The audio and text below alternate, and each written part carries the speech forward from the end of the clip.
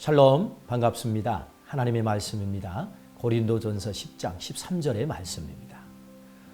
사람이 감당할 시험 밖에는 너희가 당한 것이 없나니 오직 하나님은 미쁘사 너희가 감당하지 못할 시험 당함을 허락하지 아니하시고 시험 당할 즈음에 또한 피할 길을 내사 너희로 능히 감당하게 하시느니라. 아멘. 하나님의 말씀입니다. 옛날 어느 나그네가 산을 넘어가게 됐습니다. 산을 넘어가다가 아주 무서운 호랑이를 만나게 된 것입니다.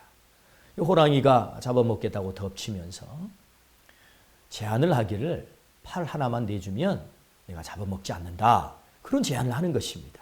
목숨 잃는 것보다 팔 하나 내주는 것이 낫겠다 생각을 해서 이 나그네는 고통스럽지만 팔을 내주었습니다. 그리고 또 고기를 하나 넘어가게 됩니다. 호랑이가 다시 나타났습니다. 그리고 제안하기를 발 하나 내주면 내가 너를 잡아먹지 않겠다. 나그네는 목숨 잃는 것보다 다리 잃는 게 낫겠다 생각을 하고 또 다리를 내줍니다. 그리고 또 한참을 가는데 또다시 호랑이가 나타났습니다.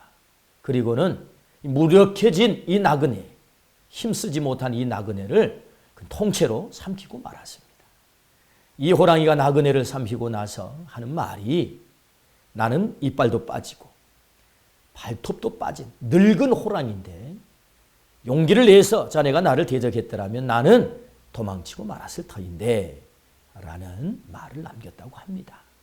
고난, 이빨 빠진 호랑이요, 발톱 빠진 늙은 호랑이에 불과합니다. 용기를 내서 우리가 대적하면 고난 이길 수 있습니다. 고난 별것 아닙니다. 성경은 이렇게 말씀하지요. 우리가 감당할 만한 시험을 당한다. 하나님은 미쁘시고 의로우시기 때문에 감당하지 못할 시험을 허락지 않으신다. 뿐만 아니라 시험 당할 때 반드시 우리에게 피할 길을 열어주신다. 그렇게 말씀하십니다. 우리에게 고난 이길 수 있다라고 하는 약속의 말씀이지요. 고난에는 몇 가지 종류가 있습니다. 첫 번째는요, 우리가 범죄하면 대가를 치러야 합니다. 고난이 있지요. 아프죠. 심하면 감옥까지 가야 됩니다. 고난이지요. 뿐만 아니라 고난은 애매한 고난이 있어요. 잘 알 수 없는, 내가 잘못하지도 않았는데 내게 고난이 찾아옵니다.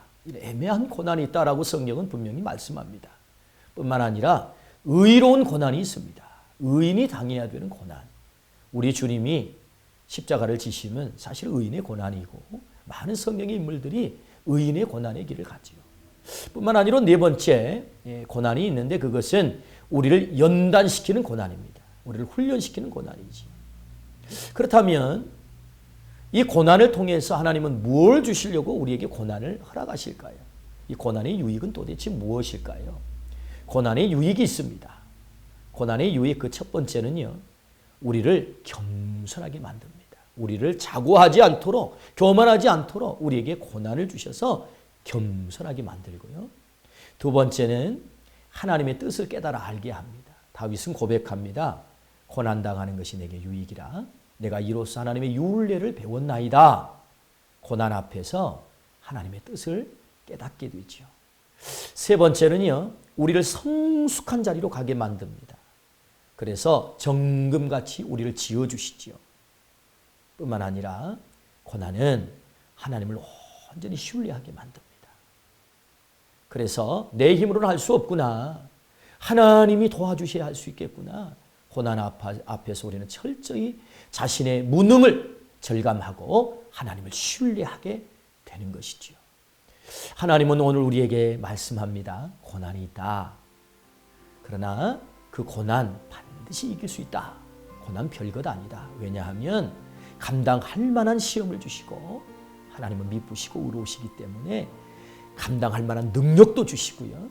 뿐만 아니라 고난 당할 때 피할 길을 열어주신다.